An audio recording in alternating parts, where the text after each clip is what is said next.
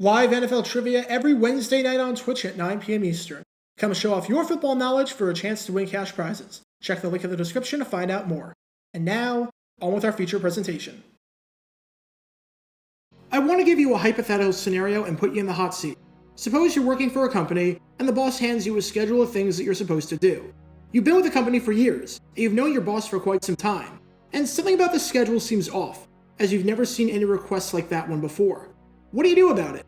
Do you A, take the boss's word at face value and comply with what is written? B, talk to your boss about it just to make sure that you're not misinterpreting what he said? C, talk to other employees about it to see if they had the same interpretation that you did?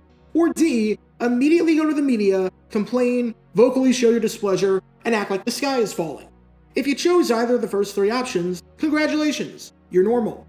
If you chose option D, congratulations, drama queen, because you might be a player on the 1985 New England Patriots. This is head coach Raymond Berry, and in 1985, which was his first full season in charge of the team, he had something on the schedule for the preseason that seemed somewhat bizarre and off. Berry meant something totally different by it, as the wording was somewhat ambiguous. But one player thought that what Berry meant was so ridiculous that he was destroying the fabric of the team and was going to kill team morale in the process, even though that's not at all what Berry meant. It's a bizarre situation that we're going to take a deep dive into. This is the story behind the craziest misunderstanding in the history of the New England Patriots. Before I talk about the controversy in question, we need some context to understand who the head coach was and what the original plan was that left one player in particular acting in hysterical fashion like the world was ending. In 1984, the New England Patriots hired this man right here to be their new head coach in the middle of the season, hiring the former Hall of Fame receiver Raymond Berry to be the new man in charge. I'm not going to dive too much into the weeds of how he got hired midway through the season, because it is a long, complicated story that's definitely going to be the topic of a future video. But let's just say that the last coach, Ron Meyer, did not get along well with the players, and fired defensive coordinator Rod Rust in the middle of the season completely out of nowhere when he didn't have the authority to do so. Berry was brought in to right the ship and stop an all-out revolt, and to his credit, he did just that. Even though the Patriots couldn't make the playoffs that season, as they went 4-4 over the 8 games that Berry was in charge to finish with a 9-7 record, including an ugly 3-game stretch where they lost 3 in a row and all but torpedoed as their playoff hopes crashed and burned, the season seemed to be a net positive for the Pats. Oddly enough, I talked about one of those ugly losses to the Dallas Cowboys on Thanksgiving in a previous video of mine, where the Patriots did something really stupid on the kickoff for no reason. So if you want to learn more about that dumb decision, click the card in the upper right corner. But even though the Pats couldn't make the playoffs, they could still keep their locker room intact, because Berry was a highly likable coach that the players respected and could play for. He was the polar opposite of Ron Meyer. Berry was a true player's coach. Praise on Berry came far and wide from various players. Running back Tony Collins famously said on Berry that he earned more respect in one day than Ron Meyer did in 3 years. Center Pete Brock had nothing but praise for Berry at the start of his career, saying that he was a key to their success, and that when a man like that stands up in front of 45 guys and says we can go to the Super Bowl, you listen because of who he is and where he comes from. Don Shinnick, who was Berry's teammate in Baltimore with the Colts and would eventually become the linebackers coach for the Patriots, said on Berry, one guy said that around the league, he's not known as a tough individual. What that guy didn't know was that humility and meekness is twice as tough as the guy that calls himself tough. That's what they're finding out now. And John Hanna, the greatest offensive lineman in the history of the Patriots, said on Berry and his first impression with the team, I knew he was my kind of guy when he showed up for his first game as a head coach in a blue pickup with a wheelbarrow in the back. Raymond's your basic average guy, quiet and unassuming. He's a country boy at heart. To make a long story short, from all these testimonials, the Raymond Berry era was off to a great start with regards to having him earn the respect of the players, and to have a united locker room. And it was so good that he was named the head coach on a permanent basis for the 1985 season. When the preseason rolled around, he was one giant misunderstanding away from having it all collapse. In 1985, the Patriots were set to play 4 preseason games. In Week 1, they'd have a home game against the New Orleans Saints, which they lost 32-20. In Week 2, they'd have a road game against the Kansas City Chiefs, which they won 31-13. In Week 3, they'd have a home game against Washington, which they lost 37-36. And on the final day of the preseason, which was Saturday, August 31st, the Patriots would be traveling across the country to take on the Los Angeles Rams. Seems like a pretty lengthy trip to make for a preseason game, as you think the games would be more regionalized, but that was the way the cookie crumbled. Plus, playing at night, likely sometime around 7 o'clock, and then conducting post-game interviews and all the usual things that go into the post-game routine and cleanup, and then immediately flying back to Boston on a red-eye that would take off sometime around 1 o'clock in the morning, seems pretty brutal. and messes up your entire sleep schedule. It throws your body off big time. So Raymond Berry decided that the team would not be leaving Los Angeles until later. They would play the game on Saturday night, then they get back to the hotel, then they'd be able to get some sleep or do whatever they wanted to before the team would board the plane back to Boston on Sunday at 10 o'clock in the morning. The players seemed pretty happy about that. A night off after the game to explore LA, especially since this would be the last time a lot of these players would even be wearing a Patriot uniform and would be getting to experience the NFL, was a good idea from a morale standpoint. Except something about the schedule seemed somewhat off, and didn't seem to make a whole lot of sense. Now, before I talk about the scheduling quirk that Berry had on there that had some players confused, and one player in particular up in arms, I should note that even though Berry was a player's coach, and he was not a disciplinarian or an authoritarian like his predecessor was, he still had standards, and still had rules that the team had to follow. It's not as though the players could do whatever they wanted to. There were boundaries. A week before this game, Derek Ramsey, a veteran tight end who had been in the NFL since 1978 and had been on the Patriots since 1983, was fined a whopping $1,500 for missing curfew. The next day, another player was fined that same amount. It makes sense to have curfews before practices and games. You don't want to worry about where your players are in the middle of the night, you want to reduce the chances they have of getting into trouble, and you don't want them feeling tired, exhausted, or hungover for the next day's activities. Even though Berry was lenient on some things, Berry was pretty strict about curfew. Abide by it, or get fined. And when the players saw the itinerary for the trip to Los Angeles, which was given out at the start of training camp and was a rough draft, long-term calendar for what the next few weeks held before the start of the season, let's just say they threw a fit, because they had never seen anything like it. On the schedule handed out to the players, after the Rams game, there was something listed that said, approximate time to bed, 1 a.m. What Berry meant by this, as we would later find out, was simple.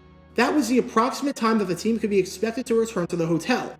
What some players took that to mean, however, was that there was a 1 a.m. curfew after they played the Rams. Again, teams have curfews all the time the day before a game and for practice, but you never see teams imposing curfews after they play.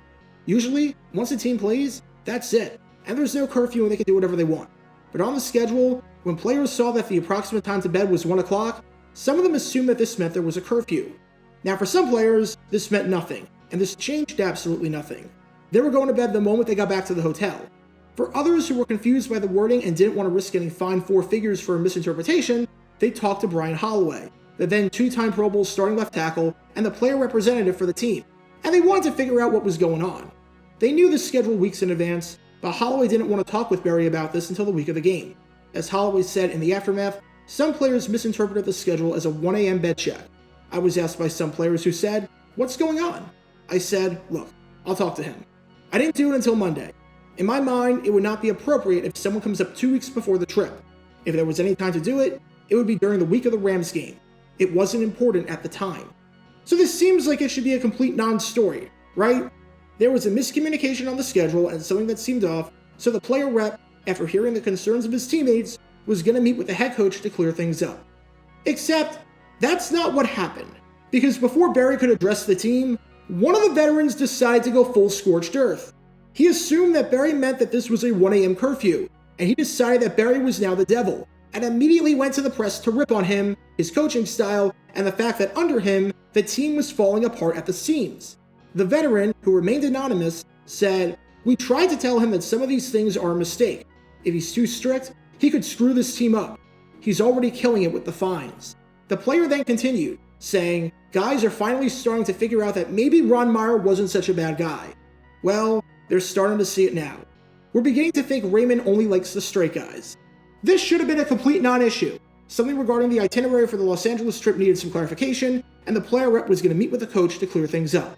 Instead, we got a bombshell from a veteran trying to plan a revolt around his head coach.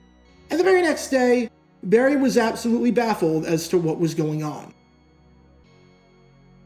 Holloway met with Berry that Monday, since that was an off day for the players, and Berry reaffirmed that there was no curfew after the game.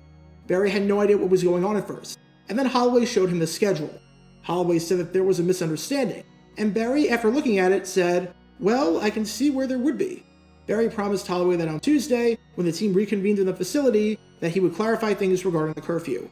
But that Monday night, not knowing that Holloway and Berry already cleared things up, those two players went full scorched earth and contacted the Boston Globe to smear Berry's name.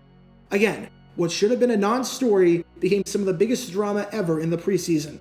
As Berry said when he met with the press and met with his team, "There's never been a curfew set for the LA trip. There is no intention of having a curfew. They're free to do what they want after the game. They're on their own until we board the plane for home." The wording in the schedule was simply a projection as to the earliest time that the team could reasonably expect to come back to the hotel after the game. Berry continued, saying, "I know that's when I'm going to be in bed, but if I had meant it as a curfew, I would have stood by it." But by this point, even though Berry seemingly diffused the situation and prevented a full-on player revolt by clearing things up, the damage was done, because the players in the locker room were stunned that this even got out in the first place. As offensive guard Ron Wooden said, "We were all shocked by the article. It was from one disgruntled veteran, I guess. Most of us are ashamed that such a small matter got blown into such a big issue. This team has a history of most problems coming from one player." That raises the question. Even though it was anonymous, who was the player that raised the issue? Again, it was never revealed who it was, but most people seem to think that it was Derek Ramsey, who was always outspoken in his criticism of Berry, and was one of the players fined for missing an actual curfew, which, considering the fact that the anonymous player talked about how Berry was killing with the fines, that seems to add up. Plus, you have the fact that Ramsey was in Berry's doghouse all season, the fact that Ramsey said at one point later in the year, "They judge you here on more than what you do on the field," and that's all I want to say about it. The fact that Ramsey would say on Berry 1 year later when he eventually got cut by the team, "It's sad that a man can't sit at a table and work things out, but some people are too big to put things behind them and go on." And the fact that Ramsey was accused of leaking other things to the press, such as who was taking drugs within the organization, it's more likely than not that Ramsey was the disgruntled veteran who went to the press. However, in a weird way, this whole controversy may have helped the Patriots in the long run. Most of the players had praise for the way Berry handled the rumors and the misunderstanding, and how he went point by point to explain what was going on. Ron Wooden said on how Berry handled the drama, "That's why we respect him so much." After this incident, the players minus Derek Ramsey knew that they could trust their coach, and that they could come to him with anything. In case there was any doubt that he was similar to Ron Meyer, that doubt was squashed after this incident. And that season, the Patriots had their best season in franchise history at the time. They won 11 games, which was tied for the most wins by a team in franchise history at the time. If you want to learn more about one of those wins, which came against the Miami Dolphins on a crazy play call, click the card in the upper right corner. They made it to the playoffs. They won their first playoff game since 1963, wound up winning 3 games in the playoffs, and then made it to Super Bowl 20 before losing to the Chicago Bears. Still, this was their first Super Bowl appearance in franchise history. For Raymond Berry to go from working in real estate to coaching a team in the Super Bowl for the first time a mere 14 months later is remarkable, and he had the support of his players, especially in the wake of how he handled this incident. But the moral of the story here is simple. If there is something that seems ambiguous or doesn't look right or needs some clarification, just communicate. It's not that hard. Go up to the person and ask them what they meant by it. Don't go on a tirade at the media about how awful of a person your boss is, when your boss never even intended to have you do that thing in the first place. Drama can be caused over a lot of things, from boiling tensions between players, to favorable treatment given to some players, to losses piling up, to people not working hard, to everything in between. And in the 1985 preseason, with the New England Patriots, it was over a rough draft of a piece of paper. Get your official Jaguar Gator 9 merchandise by going to jg9shop.com, and be sure to like this video, ring the notification bell, and subscribe down below if you haven't already, as it helps the channel out a lot. And be sure to check out Twitch every Wednesday night at 9 p.m. Eastern for your chance to play NFL Trivia and win cash prizes. Link in the description below. If you want to see videos like this condensed down to 60 seconds, then follow me on TikTok at JaguarGator9. To see college football videos, subscribe to JaguarGator8. To see highlight videos of players throughout the history of the NFL, subscribe to JG9 Highlights. Also, special thanks to all of our Patreon supporters for helping out the channel. Your support is greatly appreciated. So you can become a patron and request future video topics in the description below.